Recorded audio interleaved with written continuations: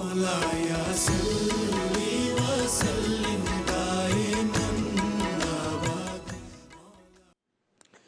ناظرین کرام، بریک کے بعد دوبارہ حاضر خدمت ہیں ہم اور ہمارا اسلام، اور میرے ساتھ موجود ہیں علامہ ڈاکٹر کوکب نورانی اکاڑوی صاحب۔ علامہ صاحب کی جانب جانے سے قبل آپ کو یہ بتاتا چلوں کہ اس پروگرام میں ہم لائیو کالز بھی لیتے ہیں، اور آج کا ہمارا موضوع ہے عقیدہ ختم نبوت۔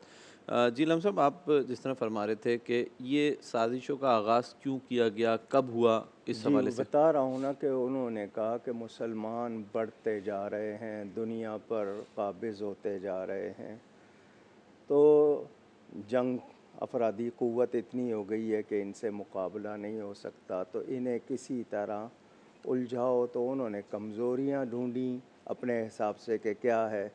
ان کو دو چیزیں ملی، ایک جذبہ جہاد اور ایک عشق عشق رسول۔ رسول؟ اب مسئلہ یہ تھا کہ جی اس پر کیسے کام ہوگا، اس کے خلاف ہم کیا کر سکتے ہیں۔ تو انہوں نے کہا کہ جی مذہبی شخصیات، پیر اور مولوی کہلاتے ہیں، پیروں کی بات لوگ مانتے ہیں، مولوی کے پاس پانچوں وقت مسجد میں جاتے ہیں۔ ان کی کمزوری کیا ہے؟ ان کا جو ان کے پاس پیسے نہیں ہوتے ہیں، وہ اس طرح کے ویل آف نہیں تعیش ہوتے۔ نہیں ہیں ان کو پیسے کھول دو، خزانے کھول دو اور خریدو۔ ان میں سے کچھ لوگ بکے، سب نہیں۔ الحمدللہ جو صحیح العقیدہ لوگ تھے وہ نہیں بکے، لیکن بکنے والے بکے، اور بک کے انہوں نے لکھ بھی دیا کہ خاتم النبیین کا معنی آخری نبی سمجھنا عوام کا خیال ہے۔ یہ انہوں نے اس طرح دروازہ بالکل۔ کھولنے کی کوشش۔ سوال یہ تھا کہ یہ دو کام اب ہوں گے کیسے؟ تو ان کو یہ بتایا گیا کہ جہاد کا حکم قرآن میں ہے، اور قرآن آخری کتاب ہے، اس کو تو جب تبدیل تک نہیں کیا جا وہی سکتا۔ نہ آئے یہ حکم کینسل نہیں ہو سکتا، منسوخ نہیں ہو سکتا، ریجیکٹ نہیں ہو سکتا۔ اس کے لیے تو وہی لانی، اور وہی لانے کے لیے نبی پہ بنانا پڑے گا۔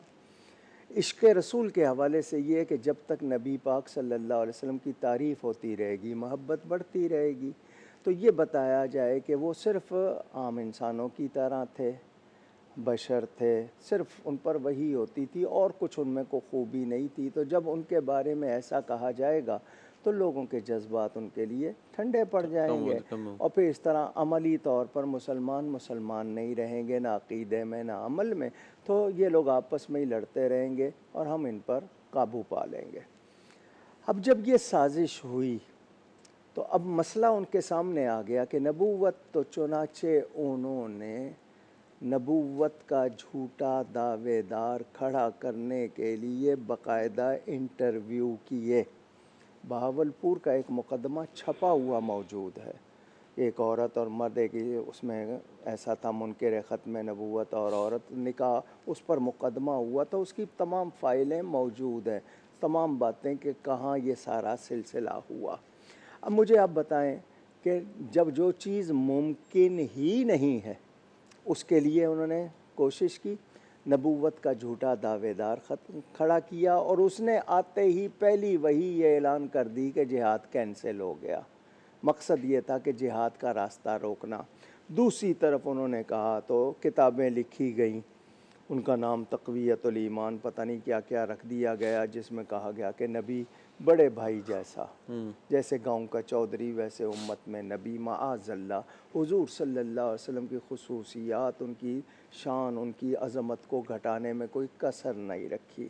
اس دور میں علماء حق نے کردار ادا کیا۔ تاجدار گولڈا پیر سید مہر علی شاہ صاحب نے، اسی طرح علی پور سیدہ سے حضرت پیر سید جماعت علی شاہ صاحب نے، تاجدار بریلی نے 6 کتابیں لکھیں ختم نبوت کے حوالے سے۔ علماء نے علمی مقابلہ کیا۔ یہ بات قابل غور ہے کہ اگر وہ چاہتے تو یہ آج کل جس طرح ٹارگٹ کیا جاتا ہے ختم کر دیتے، لیکن یہ کہ فتنہ ختم نہیں ہوتا۔ علمی مقابلہ کیا، یہ ہم اہل سنت کا یہ معیار رہا ہے کہ ہم گالی اور گولی کی زبان میں بات نہیں کرتے، علمی دلائل کی بنیاد پر۔ چنانچہ مقابلہ کیا گیا، وہ سامنے نہیں آیا۔ بادشاہی مسجد میں حضرت پیر مہر علی شاہ صاحب اور تمام اس وقت یہ اس کانٹیننٹ کے علماء سب جمع ہوئے، ان کو امیر بنایا، وہ نہیں آیا، مقابلے پہ نہیں آیا۔ تو اب مجھے اور آپ کو پتہ چل گیا کہ یا تو کوئی مریض ہوتا ہے، ذہنی مریض، یا بھوکا مارا ہوا۔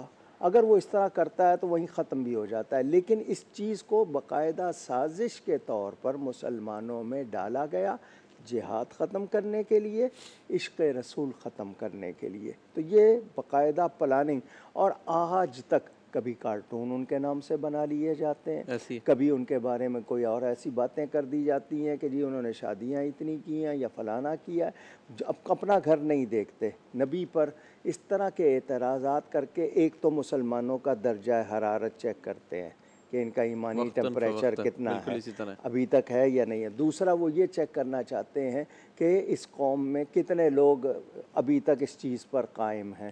تو مسلمانوں نے ہر دور میں ایمانی جذبے کا مظاہرہ کیا کہ ہم گناہ گار ضرور ہیں، بے غیرت نہیں ہیں، بالکل اسی طرح بے ایمان نہیں ہیں، اور یہ ضروری تھا۔ اور پھر شعراء نے، علامہ اقبال نے بھی، دیگر نے اپنے کلام میں بہت کچھ لکھا۔ آج یہ فتنہ سوشل میڈیا پر طریقے سے بڑھایا جا رہا ہے۔ کیا مطلب؟ 1400 سال کی متفقہ چیزوں پر اب رائے مانگی جا رہی ہے، کہیں عدالت سے، کہیں کسی سے۔ جو چیز طے ہے اس پر رائے مانگنے کا کیا مطلب؟ اور قرآن حدیث کے مقابلے میں رائے کیسے مانگی جا سکتی ہے؟ اور اب سوچے چھوڑ کے کہ فلانی چیز نہیں ہے، فلاں نماز نہیں تھی، فلاں چیز یہ نہیں تھی، اس طرح لوگوں کو بہکا کر پھر، یعنی اب انہوں نے طریقے بدلے ہیں، مگر سازش اب بھی اسی طرح چل رہی ایسی ہے۔ ہے۔ اس دور میں نبوت کے دعوے تو نہیں لا سکتے وہ اتنی واضح چیزوں میں، لیکن اب انہوں نے طریقے دوسرے اپنا لیے ہیں۔